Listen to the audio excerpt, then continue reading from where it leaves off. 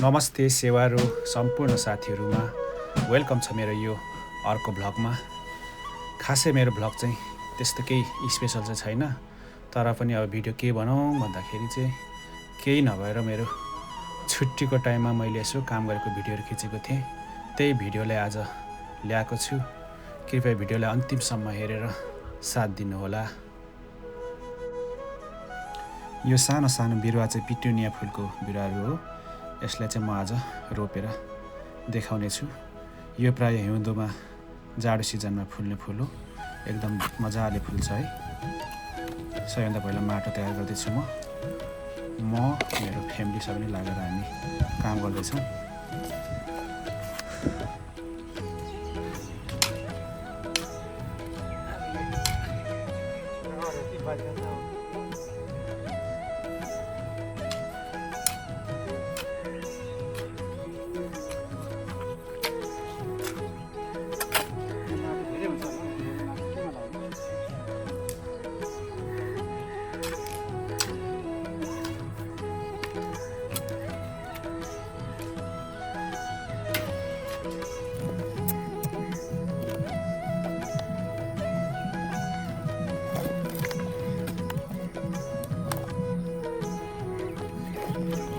यो सानो सानो फुलको बिरुवालाई गमलामा सारिसक्यौँ।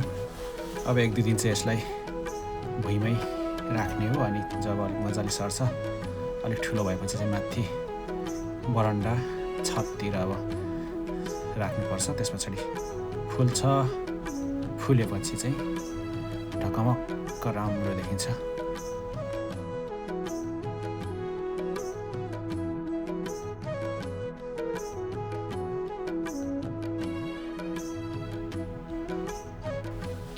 यो चाहिँ सारेको 1 हप्ता पछाडि यतिको ठुल्ठुलो भएको छ। अब यो फुल लगभग 1 महिना 1.5 महिनामा चाहिँ मजाले फुल्छ, धेरै राम्रो फुल्छ। यो पिटुनिया फुल फुल्ने बेलामा चाहिँ अब यो गमलाले यहाँ माथि राख्ने हो। अनि मजाले फुल्छ, फुल राम्रो देखिन्छ।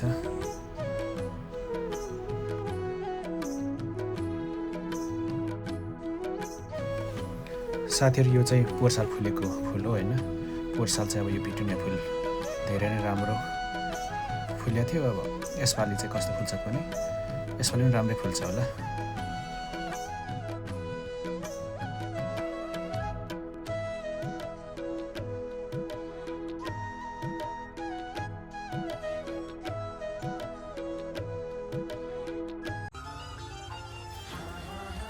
यो चाहिँ मेरो सब्जी बारी।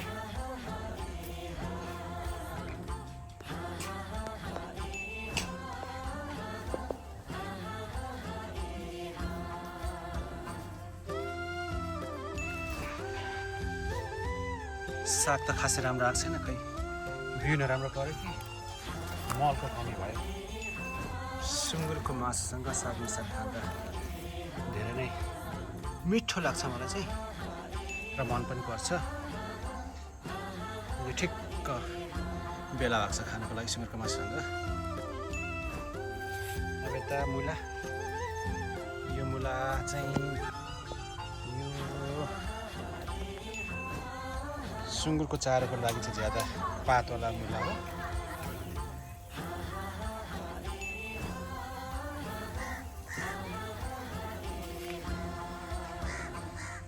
यो लसुन पनि खासै राम्रो त आएको छैन। अब बिस्तारै अलिकति राम्रो हुन्छ होला। यो अलिक पछाडि जस्तै म आएर मात्रै रोपेको यो चाहिँ अलि अगाडि नै रोपेको थियो है। लसुन, टमाटर पनि फलिरहेको छ। अदुवा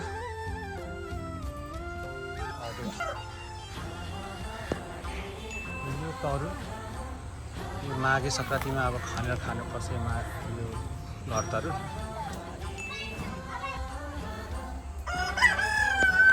यो सिमी, हिउँदे सिमी मजाले फुलिरहेको छ। अब यो निकै मजाले नै फल्छ होला।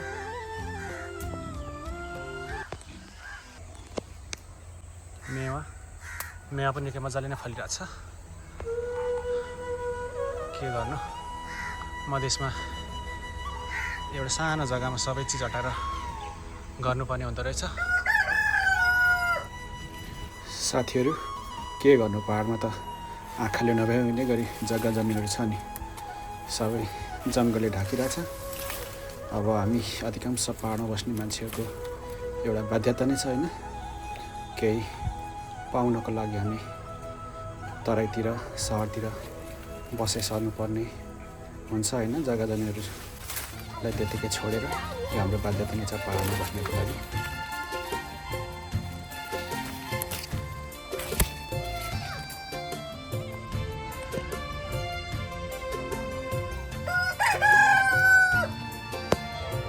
यो भिन्डी अरे, खै रुख भिन्डी, यो 12 मासे भिन्डी हो कि के हो खै थाहा भएन, तर अब यो ठुलो रुख हुँदो रहेछ यसको है, फुलिराखेको छ। अब कस्तो फल्छ पनि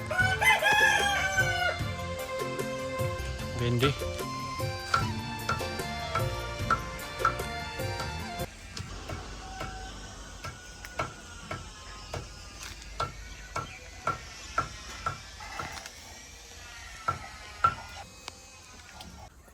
यो चाहिँ कुखुराको खोर, यहाँ लोकल भाइहरू पनि पालिरहेको छु मैले, थुप्रै छ।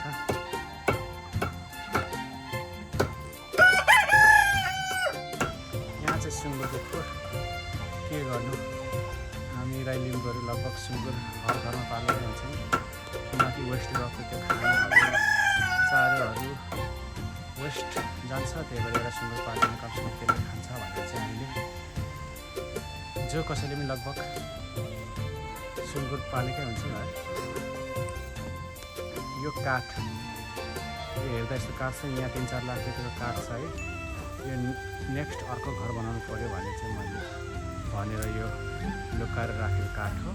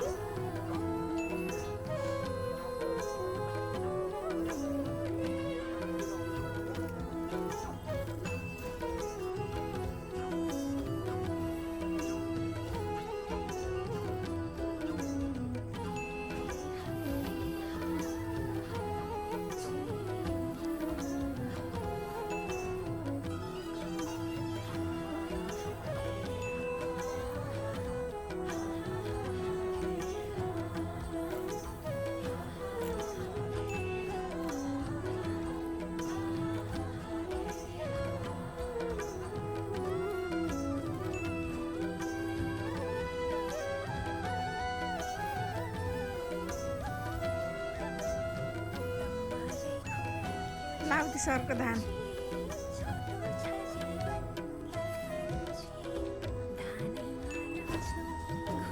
नाउती सापको खेतै गाइज।